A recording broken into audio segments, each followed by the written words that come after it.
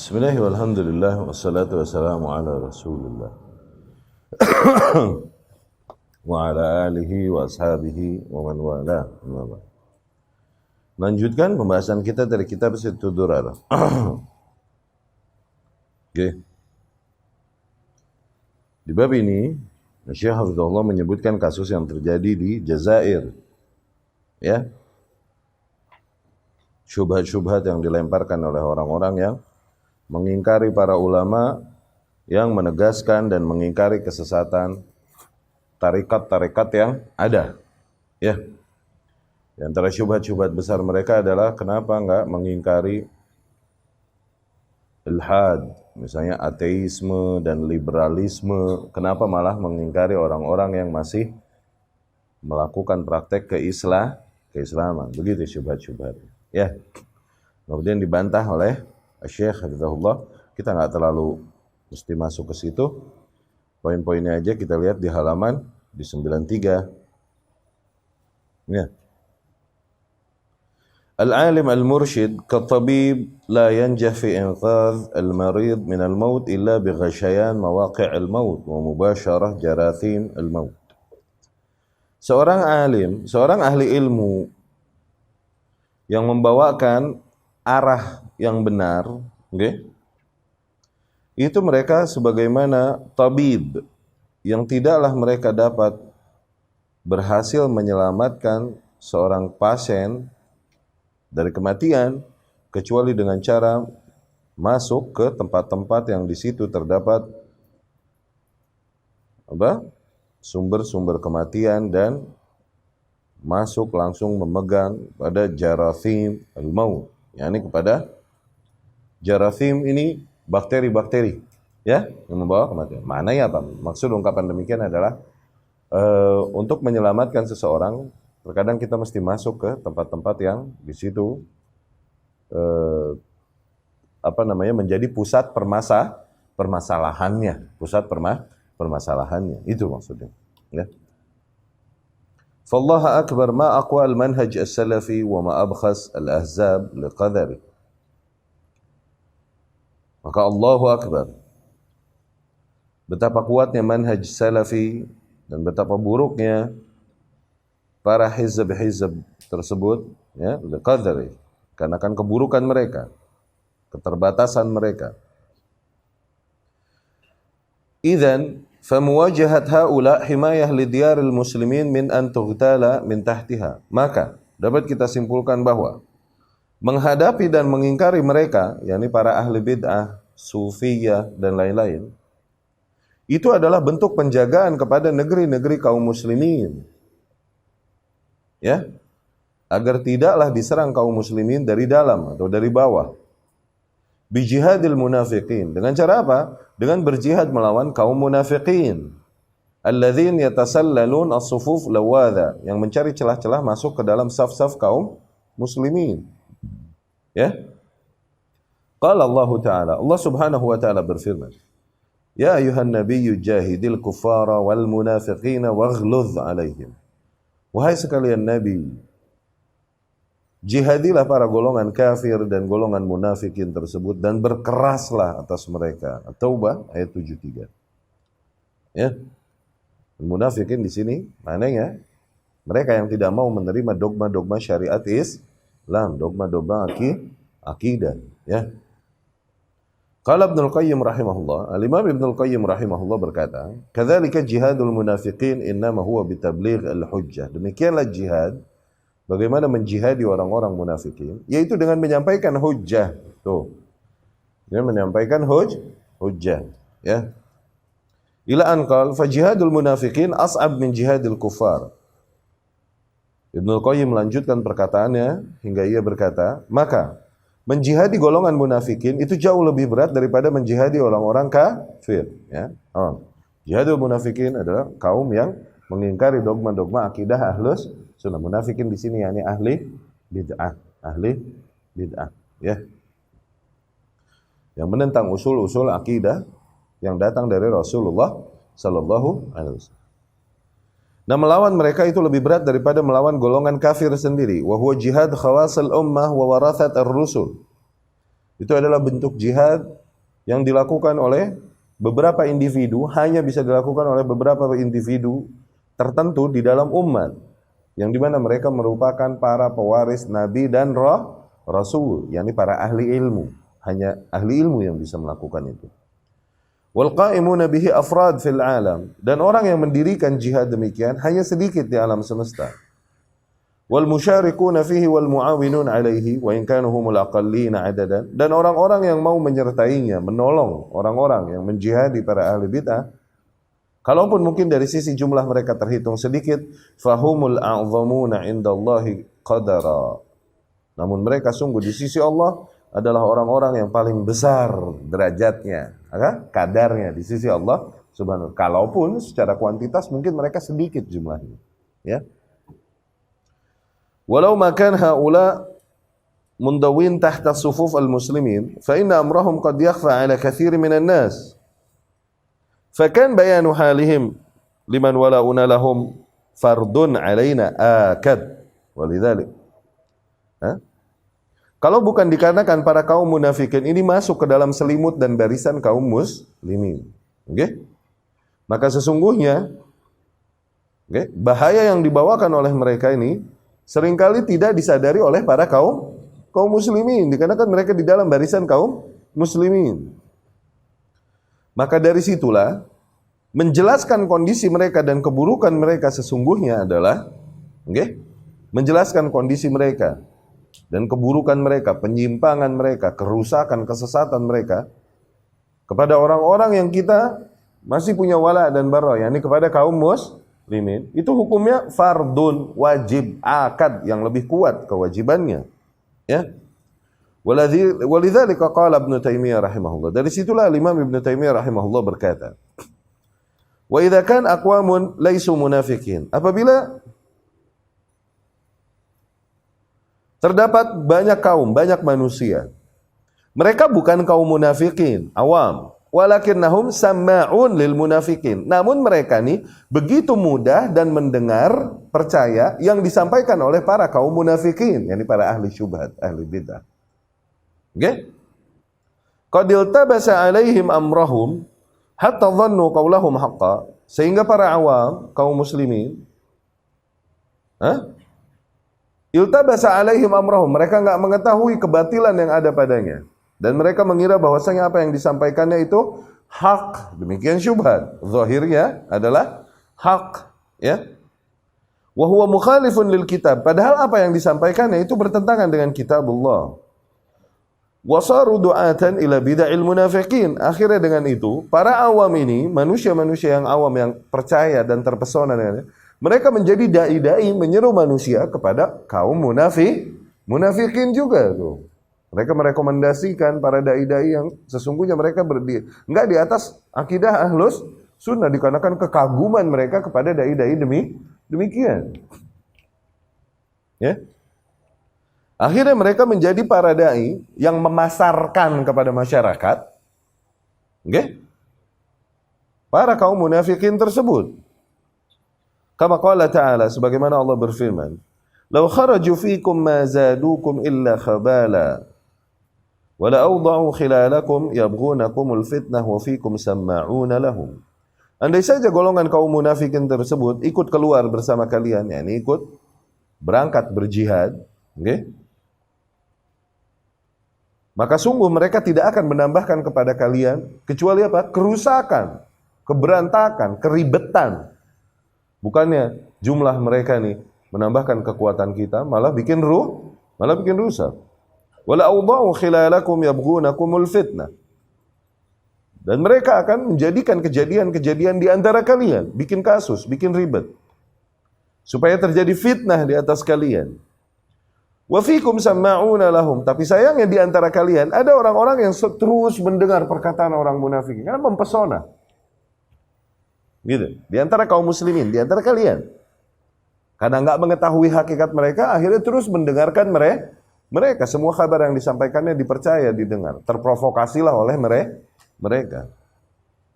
Fala budda min bayan hal haula. Maka dari situ wajib kita menjelaskan kondisi mereka, kesesatan dan keburukan mereka. Balil fitnah bihali haula a'zam. Bahkan fitnah dikarenakan keburukan mereka itu lebih besar. Fa inna fihim imanan yujibu muwalatihim. Dikarenakan bagaimanapun masih ada kadar keimanan pada mereka yang kita harus loyal pada mereka dari sisi itu. Wa qad dakhalu fi bid'a min bid'il munafiqin. Tapi mereka telah terkena virus-virus bid'ah yang dibawa oleh para kaum munafikin.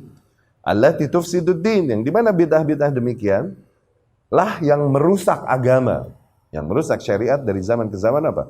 Inovasi-inovasi itu, bid'ah-bid'ah baru yang dibuat-buat, iya kan? Fala budda min at-tahdhir min tilkal bid'ah. Maka dari situ kita dapat tangkap wajibnya kita memperingatkan manusia dari bid'ah-bid'ah demikian. Wa in iqtada dzalika dzikrahum wa ta'yinuhum. Kalaupun di dalam prakteknya akhirnya kita mesti menyebut nama mereka, nama tokoh mereka. Mau enggak mau. Ya? Bal walau lam yakun qad talaqqau tilkal bid'ah an munafiq. Bahkan mungkin kalaupun umat awam tidaklah mereka menerima keyakinan yang keliru tersebut, yang bid'ah tersebut, tidaklah mereka langsung dari munafik, dari awam yang lain juga mereka menerimanya. Oke? Lakin qalu hadhannin annaha hudan. Namun mereka menerimanya dan mengucapkannya, meyakininya. Karena kan mereka mengira itu adalah bentuk kebenaran, bentuk petunjuk. Wa annaha khair, bahwasanya itu bentuk kebaikan. Wa annaha din, bahwasanya itu bentuk beragama. Walau lam takun kadzalik la wajaba bayanu halihim.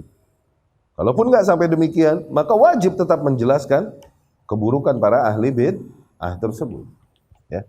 Yang di sini Ibnu Taimiyah menjelaskan bahwasanya para orang-orang yang membuat bid'ah awal, nih ahli bid'ah, mereka pada dasarnya adalah kaum munafikin yang enggak mau menerima dogma-dogma Islam.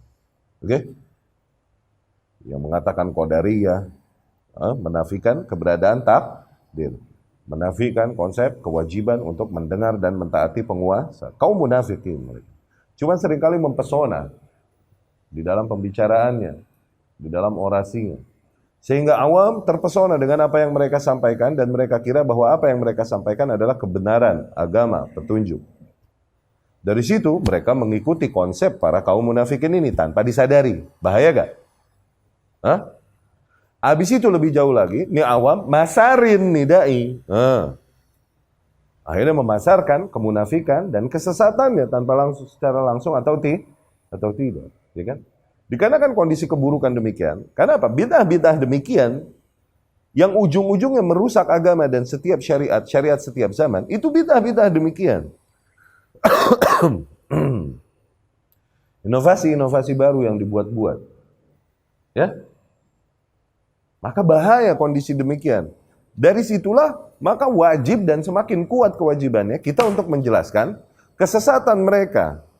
Baik kasus sesatnya dari perkataannya, keyakinannya, atau prakteknya, amalannya yang sesat dan bid'ah, atau bahkan lebih lanjut dari itu, kita harus menjelaskan dan mengatakan tokoh-tokoh yang mengatakan kesesatan itu, kalaupun mesti menyebut namanya. Tuh, mau nggak mau? Demi menyelamatkan umat. Dikarenakan umat nggak tahu, mereka mengira itu adalah jalan menuju surga, padahal itu jalan yang menjauhkannya dari Allah Subhanahu wa Ta'ala, merugi. Ya. Dari situlah wajib kita menjelaskan kondisi mereka, kesesatan mereka, ya, kerusakan mereka. Wa amma muwajahatahum minal kharij. Fali'anna al-'adu la yadkhul 'alaika baitak illa idza kanat manafidhuhu maftuhah aw dha'ifah. Adapun, okay? Mengapa kita melakukan hal ini? Okay? Kita bicara hikmah eksternalnya kaum muslimin. Dari sisi eksternalnya, okay? Maka ketahuilah bahwasanya musuh-musuh itu tidak akan dapat masuk ke rumahmu kecuali dikarenakan lengahnya penjagaanmu. Dikarenakan pintumu terbuka, jendelamu terbuka, gerbangmu nggak ditutup. Nah, masuklah musuh di situ, iya kan? Iya kan? Wal firaq al-islamiyah al-munharifah 'anil najiyah hum manafidhul kuffar. No. Dan firqah-firqah Islamiyah, firqah-firqah yang ada, yang menyimpang dari konsep firqah najiyah, dari konsep ahlus sunnah, itu mereka bagaikan jendela-jendela bagi orang-orang kafir untuk masuk dan menghancurkan, merusak kaum muslimin. Wa hal yajhal al-muslimuna athar al-mutasawwifah. Contohnya kasus orang-orang sufi. Apakah kaum muslimin nggak tahu keburukan yang dijadikan oleh konsep-konsep orang-orang sufi tersebut? Fi istimar al-bilad al-islamiyah. Yang dikarenakan itulah akhirnya terjadinya dengan mudah datangnya para penjajah-penjajah menjajah negeri-negeri Islam dan memecah belahnya. Wa i'anatuhum al-kuffar ala dhalik. Dan betapa mereka seringkali membantu orang-orang kafir untuk melakukan penjajahan ke negeri-negeri kaum muslimin. Ya.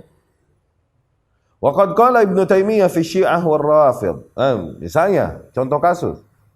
Okay? Kelompok Syiah Rafidhah, kaum munafikin. Mereka yang menentang dogma-dogma akidah Ahlus Sunnah. Ya. Lihat catatan dan track record mereka yang mereka lakukan kepada kaum muslimin. Lihat betapa mereka menjadi perpanjangan tangan kafir untuk merusak kaum muslimin dari dalam. Ya. Ibnu Taimiyah bercerita tentang mereka. Wahum yasta'inun bil kufar 'alal muslimin. Seringkali kaum Rafidhah ini meminta pertolongan kepada kaum kafir untuk menyerang dan menghancurkan kaum muslimin.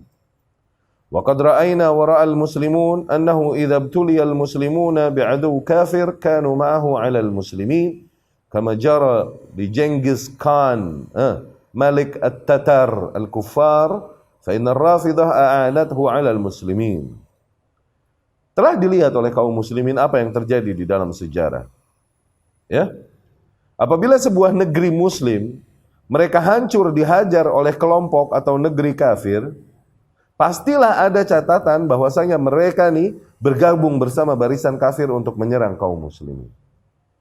Sebagaimana yang terjadi ketika masa Genghis Khan, yakni ketika masa Maghul, Mongol menyerang negeri-negeri kaum muslimin, ya. Genghis Khan ini raja Tatar yang kafir, ya. Rafidah a'anathu 'alal muslim. Nah, kaum Rafidah waktu itu, okay, bekerja sama dengan Mongol, dengan Tatar untuk menghabisi dan menghancurkan kekuatan kaum muslimin. Ya. Wa amma i'anatuhum li Hulagu Khan ibni, adapun pertolongan golongan Rafidah kepada Hulagu Khan yang merupakan cucu daripada Genghis Khan, lamma ja'a ila Khurasan wal Iraq wa Syam, ketika Hulagu mendatangi Syam, Khurasan dan Iraq, ya. Hadza azhar wa ashhar. Betapa jasa kaum Rafidah untuk membantu Tatar itu lebih sangat jelas dan sangat terkenal. Min an yakhfa ala ahad. Tidak tersembunyi ini bagi siapapun. Kanu bil Iraq wa Khurasan min a'zam ansarihi zahiran wa batinan. Di mana kaum Rafidah di Irak, di Khurasan, itu adalah orang-orang yang benar-benar memberikan pertolongan besar kepada golongan Tatar untuk menjajah negeri kaum muslimin. Wa kana wazir al-khalifah di Baghdad. Pada saat itu, wazirul khalifah, yakni penasehat khalifah yang ada pada saat itu, di antara menteri-menterinya, okay, di Baghdad, yang bernama Ibnu Al-Alqami alaihi minallah ma yastahiqquh, itu minhum, itu dari golongan Rafidah. Dia yang meniupkan keburukan-keburukan kepada khalifah yang ada di Baghdad, sehingga mengambil keputusan-keputusan yang justru merugikan dan melemahkan kaum muslimin. Supaya apa? Supaya kaum Tatar gampang menyerang kaum muslimin. Itu Ibnu Al-Alqami itu prestasinya. Ya. Falam yazal yamkur bil khalifah wal muslimin. Terus dia bermakar kepada khalifah dan kepada kaum muslimin. Yas'a biqat'i arzaq askaril muslimin wa dha'fihim. Ia berusaha sebisa mungkin untuk memangkas gaji para pasukan kaum muslimin, untuk melemahkan mereka. Ya. Wa yanha an qitalihim wa yaqid anwa'an minal kaid. Terus memberikan nasihat dan masukan, jangan perangi Mongol, jangan perangi Mongol. Tuh, gitu. Melarang untuk memerangi Mongol. Nanti nambah hancur kita kalau perangi Mongol. Padahal akhirnya semakin jadi daging empuk yang dihajar Mongol karena tidak melakukan perlawanan sejak awal.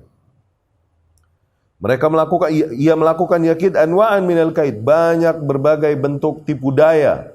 Hatta dakhalu faqatalu minal muslimin ma yuqal innahu bid'ah asyar alfi alf. Sehingga dengan mudah kaum Tatar dapat memasuki negeri-negeri kaum muslimin dan membantai para kaum muslimin yang dikatakan di dalam sejarah, sehingga jumlah kaum muslimin yang dibantai ini sampai belasan alf yakni juta, ribu juta. Belasan juta kaum muslimin dibantai oleh Mongol pada saat itu.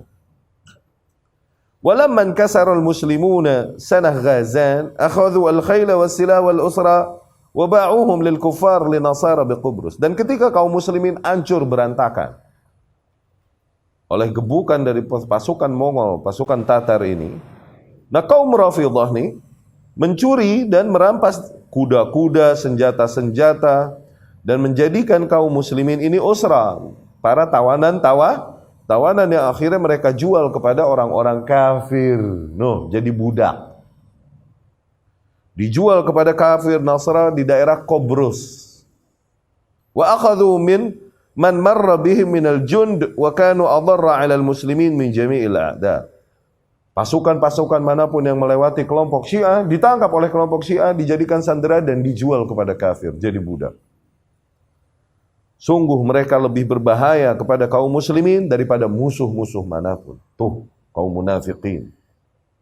Ya. Ahli bid'ah. Di antaranya Syiah. Qultu, aku berkata, ya, ini Syekh hafizahullah. Lidzalika kana a'immatuna afqah min an yudahinu al-munharifin an manhajis salaf. Dari situlah para imam-imam kita, itu mereka begitu memahami dengan baik, sehingga mereka tidak berbasa-basi dengan kelompok-kelompok yang menyimpang dari metode salaf.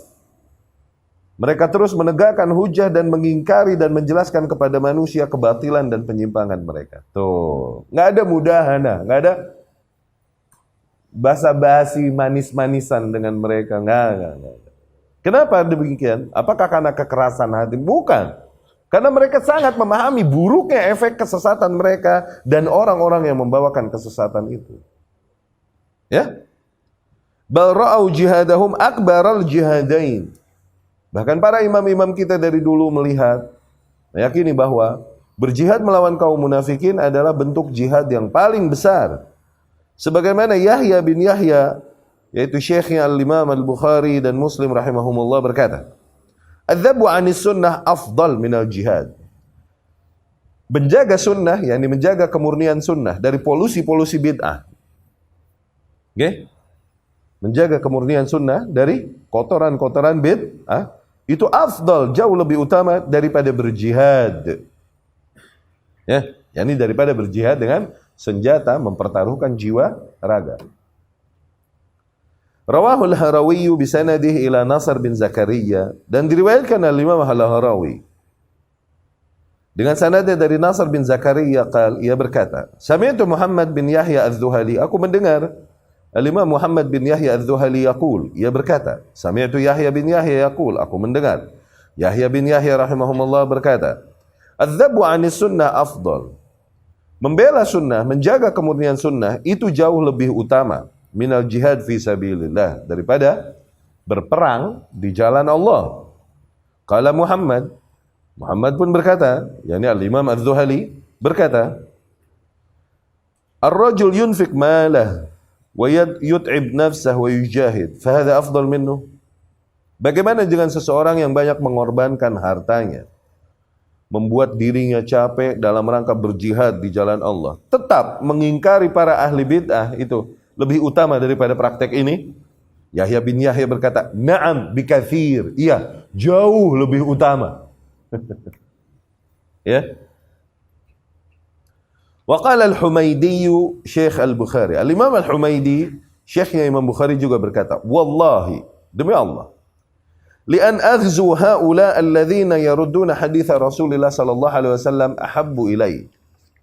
Memerangi mereka, kelompok yang menentang hadis-hadis Nabi sallallahu alaihi wasallam, itu lebih aku cintai min an aghzu iddatahum minal atraf, daripada mesti aku memerangi, Iddatahum minal atraq. Sejumlah mereka dari golongan atraq. Atraq ini orang-orang kafir yang dari golongan Turk dulu. Ya. Dulu itu daerah yang dikuasai Romawi. Ya, jadi bilang atraq ini kafir dulu. Itu gitu. Ya. Yani bil atraq al-kuffar. Yang dimaksud dengan atraq adalah orang-orang kafir dari kelompok manapun, dari ras manapun mereka. Ya. Jadi Al-Imam Al-Humaidi, syekhnya Al-Imam Bukhari, itu menegaskan bahwasanya lebih mencintai praktek mengingkari para ahli syubhat, ahli bid'ah dan kaum munafikin itu daripada mesti berperang, berjihad di jalan Allah. Pahalanya, keutamaannya jauh lebih besar jihad mengingkari para ahli bid'ah dan ahli syubhat tersebut. Wa qad wajadtu mithla hadza 'inda man huwa a'la tabaqah minal Humaidi. Bahkan ungkapan sedemikian rupa aku temukan pula dari orang-orang yang levelnya lebih tinggi, yakni lebih dekat kepada Rasul zamannya daripada Al-Imam Al-Humaidi. Qala Asim ibnu Shumaykh. Asim ibnu Shumaykh rahimahullah berkata, "Fara'aitu Abu Sa'id, aku melihat Abu Sa'id, yakni Al-Khudri radhiyallahu anhu. Ba'dama kabbar wa yadahu tarta'ish yaqul, qitaluhum ayil khawarij ajal indi min qital iddatihim minat Turk." Yani Abu Sa'id Al-Khudri berkata bahwasanya memerangi kelompok mereka, yakni kelompok Khawarij, itu ajal jauh lebih agung, jauh lebih mulia bagiku daripada memerangi orang-orang kafir. Padahal Khawarij masih muslim. Namun bahaya yang dibawakan mereka jauh lebih besar daripada bahaya yang dijadikan kafir yang di luar barisan kaum muslim. Qultu walidzalika qala Abi Hubairah fi hadis Abi Sa'id fi qitalil khawarij. Dari situlah Ibnu Hubairah di dalam hadis Abu Sa'id ketika berbicara tentang memerangi kelompok khawarij, Abu Hubairah berkata, wa fil hadis anna qitalal khawarij aula min qitalil musyrikin. Jelas di hadis tersebut bahwasanya memerangi kelompok khawarij itu lebih utama daripada memerangi kaum musyrikin. Wal hikmatu fihi anna qitaluhum hifdhu ra'si malil Islam. Hikmahnya adalah memerangi kelompok khawarij adalah bentuk penjagaan modalnya Islam. Modalnya Islam. Wa fi qital ahli syirk, adapun memerangi kaum musyrikin, talabur ribah, sifatnya adalah mengejar keuntungan. Yani kalau di bisnis ada modal, ada keuntungan yang didapat dari perputaran. Mana yang lebih harus dijaga? Keuntungan dari perputaran atau modal supaya nggak kegoyang? Itu. Ya.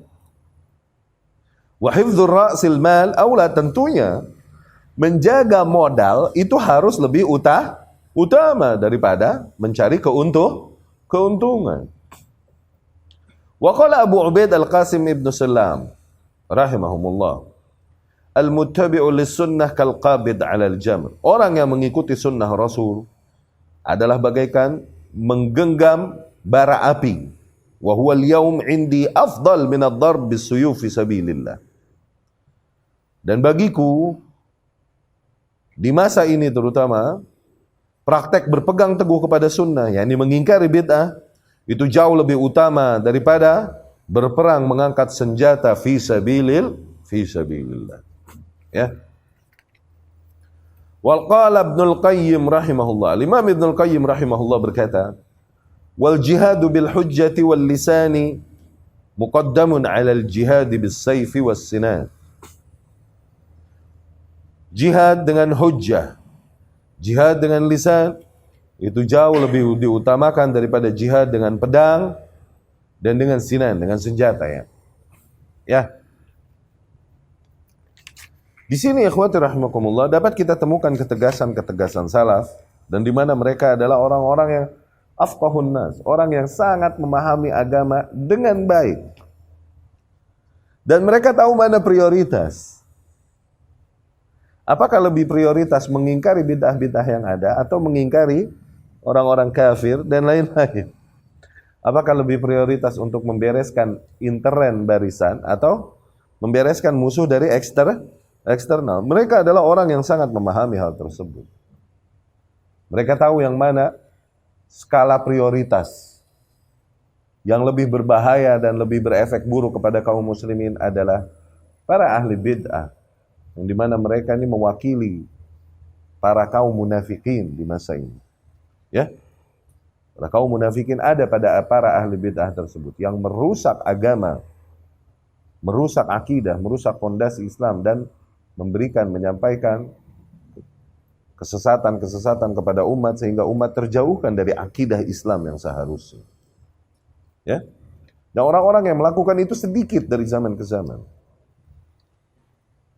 Ya, mereka sedikit dari sisi jumlahnya, namun di sisi Allah Subhanahu wa Ta'ala, mereka adalah orang-orang dengan kadar terbesar. Dikarenakan jihad tersebut adalah jihad yang lebih mulia daripada jihad fisabilillah. Ya, itu adalah amalan yang sangat diharapkan oleh seorang muslim ganjarannya. Ya, yang dengan itu dia bisa membanggakan, bisa menyelamatkan dirinya insya Allah di hadapan Allah Subhanahu wa Ta'ala. Ya, bukan hanya dia membawa amalan ibadahnya dari sholatnya, zakatnya, puasanya. Nah, dia bawakan bentuk pengorbanannya untuk akidah, untuk Islam, untuk sunnah Rasul Sallallahu Alaihi Wasallam. Dan itu ganjaran yang lebih besar, bonus yang lebih besar.